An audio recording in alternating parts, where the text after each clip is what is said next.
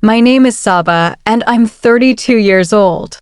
Life has never been particularly easy, but I've always tried to live it with grace and purpose. My son, Zayn, is 7, and he is the most precious part of my world. Everything I do, every decision I make, is for him. I always believed my husband, Irfan, loved me as much as I loved him. From the outside, our life seemed perfect. Friends would comment on how happy we looked, how normal our little family seemed, but inside, something felt off. There were subtle changes in his behavior, small things I tried to ignore, convincing myself it was just stress or work. One evening, as I was packing for a short trip to another city for work, Zayn approached me with a seriousness I had never seen before.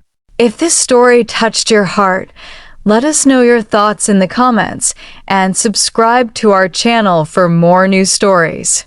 His usual cheerful, carefree demeanor was gone, replaced by a quiet intensity that immediately made my stomach twist with unease. "Mom," he whispered, clutching my hand, "Daddy has someone else. And when you leave, they're going to take everything you have." I froze.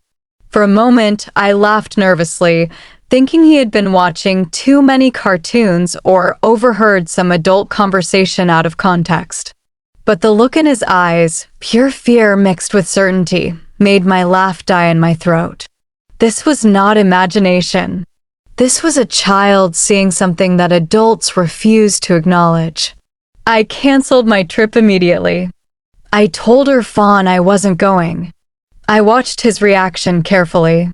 For the first time in years, the mask he wore so effortlessly slipped just a little. There was tension, a flicker of unease in his eyes. Something in the way he avoided meeting mine told me Zayn's words were not just childish paranoia. For the next 3 days, I stayed home, trying to make sense of what had happened.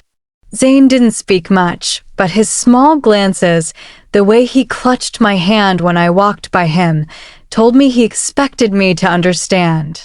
And slowly, I began to notice things myself. Bank statements that didn't make sense, unusual withdrawals, secretive calls in the middle of the night. Each small clue matched exactly what Zayn had warned me about. On the 3rd day, I found the document that confirmed everything. There it was in black and white, another woman's name, some financial transactions that weren't supposed to be mine to see, clear evidence of betrayal. My heart pounded, but Zayn's words echoed louder than the fear in my chest. I realized then that my life, the life I had trusted completely, was built on half-truths. I felt anger, shock, and a strange sense of clarity all at once. I wasn't just Saba, the woman who tried to hold her family together. I was Saba, a mother who had to protect her child, her home, and her dignity. That evening, I sat with Zayn on the porch. We watched the sun dip below the horizon, painting the sky in shades of pink and orange. He rested his head on my shoulder and said softly, "Mom, I'll always be with you." For the first time in days, I felt calm. I knew whatever came next, we would face it together. Life had revealed its harsh truth, but in Zayn's innocent eyes, I found strength I never knew I had. That little boy had not only warned me, he had given me the courage to act before it was too late. As night fell, I held him tight and whispered a promise to myself. I would no longer ignore the signs, and I would never let anyone take away our peace. The journey to protect our future was just beginning, and I was finally ready to take the first step. That night, I sat at the kitchen table long after Zayn had gone to bed, staring at the documents I had found. Each line felt like a punch to the stomach, yet I knew I couldn't let fear control me. I had to act, and I had to act fast. The next morning, I reached out to my closest friend, Aisha, someone I had trusted for years. I explained everything quietly, carefully, knowing that even a whisper of this betrayal could ripple into disaster. She listened without judgment and offered me a plan. "You need to document everything, Saba," she said. "Every transaction, every suspicious call, every unusual behavior. Protect yourself legally first. Then we think about what comes next." With her guidance, I began to gather proof. Every financial statement, every text message, every hint of irregularity I could find. The process was exhausting mentally and emotionally. Sometimes I wanted to break down and cry, but every time I looked at Zain, I remembered the urgency. He had warned me, and now it was my job to protect him. Over the next week, I became hyper-aware of everything around me. I noticed the way Irfan's tone changed when he thought I wasn't listening, the way he kept his phone close at all times. I even installed cameras around the house, not to spy, but to ensure I knew the truth. One evening, while going through emails, I found a thread that left me shaking. There it was, the undeniable evidence of an ongoing affair. It wasn't just emotional. There were financial elements, secret accounts, and plans that clearly excluded both Zain and me. My heart raced. How could someone you trusted completely betray you in such a calculated way? I realized I couldn't confront him blindly. I needed support, I needed the law, and I needed a strategy. I contacted a lawyer specializing in family cases. She was professional, empathetic, and most importantly, ready to help me secure my son's future. Every meeting, every call, added a layer of strength and control I hadn't felt before. Meanwhile, Zain remained blissfully unaware of the complicated legal and emotional maneuvers happening around him. He continued to draw, play, and talk about his day with innocent enthusiasm. But even in his innocence, his words reminded me daily why I had to be vigilant. "Mom, I knew you'd be okay," he said one morning while munching on his cereal. And in that small sentence, I felt both gratitude and determination. Days turned into weeks. I began to notice a change in myself. Fear was still there, but it no longer ruled me. I had a plan, evidence, support, and most importantly, the drive to protect my son and myself. Every time Irfan tried to manipulate or deceive, I was ready. One night, as I tucked Zain into bed, he whispered, "Mom, you're my hero." My throat tightened. Not because of the compliment, but because of the responsibility. I had to live up to it. I promised myself that no matter what happened, I would fight not with anger, but with strategy, intelligence, and courage. By the end of the second week, I had everything I needed to move forward legally. I wasn't just a victim anymore. I was a woman taking back control of her life, her son's life, and her peace. And even though the path ahead was uncertain, I knew one thing for sure. I would never let anyone undermine my strength again. That night, I sat on the porch again, Zain asleep beside me, feeling a new sense of empowerment. The life I had once trusted blindly was now under my watchful eyes. And with Zain by my side, I was ready to face whatever truth came next. The following morning, I woke up with a sense of determination unlike anything I had ever felt. I knew it was time to confront Irfan, not with anger or shouting, but with evidence and clarity. I had spent weeks gathering documents, tracking communications, and speaking with legal counsel. Every detail pointed to the same conclusion. The betrayal was real, and it could not continue. I called Irfan into the living room, where Zain was quietly playing with his toys. He looked calm, but I knew better now than to be fooled by appearances. I placed the documents on the coffee table in front of him and waited. The silence was thick, the kind that makes your heart race faster than your thoughts. "Look, I know everything," I said calmly. "I know about the accounts, the transactions, and the other woman. I know about your plans while I was away." And Zane, he saw it too. For a moment, he looked genuinely startled. But the moment passed quickly, replaced by a defensive expression. He tried to justify, to minimize, to explain, but every word he spoke was contradicted by the evidence in front of him. I realized then how much I had underestimated my own courage. I wasn't just confronting him, I was reclaiming my life. Over the next few hours, the conversation was tense but necessary. I laid out my boundaries, my expectations, and the consequences of crossing them. I spoke about my son, about how I would not tolerate deceit, and about the life I would no longer accept. And as I spoke, I could feel the old Saba, the fearful, trusting woman, fading away, replaced by someone stronger, more resolute, and completely aware of her worth. After Irfan left the room, I sat with Zane and let him talk about what he had seen, what he had felt. I listened, validated his feelings, and assured him that nothing would ever compromise our safety or happiness again. He smiled at me then, a small, trusting smile, and I felt a weight lift off my chest. In the days that followed, I took legal steps to secure our finances and our home. I closed accounts that were being secretly manipulated, changed passwords, and ensured that Zane's future was protected.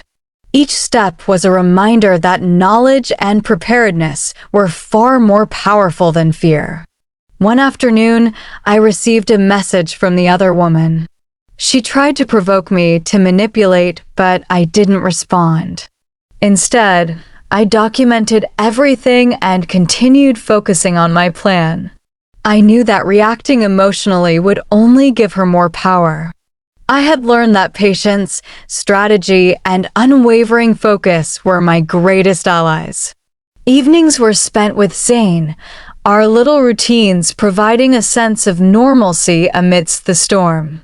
We read stories, played games, and laughed together. In those moments, I realized that happiness wasn't the absence of problems. It was the ability to protect the people you love and live with integrity despite them. By the end of the third week, I had fully regained control of my life. Irfan had no more leverage, no hidden plans, and no secret advantage. And even though the emotional scars of betrayal remained, I was no longer defined by them. I was a mother, a woman, and a person capable of extraordinary strength when pushed to the edge. That night, as I tucked Zane into bed, he hugged me tightly and whispered, "Mom, you made everything right." I kissed his forehead, feeling an overwhelming sense of pride and relief. The journey was far from over, but I knew now that the truth, courage, and love could overcome even the deepest betrayals. And as I closed the door behind me, I realized something profound. No matter how harsh life gets, we have the power to protect ourselves and those we love. And sometimes the smallest voice, the innocent eyes of a child, can guide us toward the greatest strength we never knew we had. The journey was far from over, but I knew now that the truth, courage, and love could overcome even the deepest betrayals. The following morning felt different. For the first time in months, I woke up with clarity and purpose, not anxiety or doubt. Zane was already awake, humming a little tune as he prepared for school, completely unaware of the storm that had passed in our lives, but benefiting from its lessons nonetheless. I watched him for a moment, marveling at the innocence and resilience of a child who had, in his quiet way, saved us both. I began taking steps to fully rebuild our lives. The legal processes were in motion, and every decision I made was now deliberate, measured, and fully informed. I closed the final gaps that could have caused trouble securing finances, ensuring Zane's schooling and safety, and creating a home environment that was free from deceit. Each day I felt stronger, more in control, more like the woman I had always hoped to become. At work, I noticed a change too. I approached my career with renewed energy, taking projects I had hesitated to before, asking questions I would have once avoided. The betrayal at home had taught me something crucial, for only limits your potential and courage expands it. I was no longer just surviving, I was thriving. There were moments of doubt, of course. I sometimes thought about the trust one had lost and the relationship I had once cherished. But with each step forward, I realized that life doesn't end because someone betrays you. Life begins again when you refuse to let betrayal define you. And with Zane by my side, I had all the motivation in the world. One evening, as we sat on the porch watching the sunset, Zane asked, "Mom, are we really okay now?" I smiled, feeling the weight of the past months lift with the cooling evening breeze. "Yes, baby," I said softly, "we're stronger than ever." He leaned into me, and I felt an overwhelming sense of gratitude for the little boy who had unknowingly led me through the darkest parts of my life. In the weeks that followed, I started reconnecting with friends and family I had distanced myself from. The support network I had built, combined with my newfound strength, made me feel untouchable. I was no longer a victim of circumstance. I was the author of my own life. Even Irfan's attempts to manipulate or regain control failed. Every call, every message, every subtle attempt to unsettle me bounced off an invisible shield of preparation, confidence, and self-respect.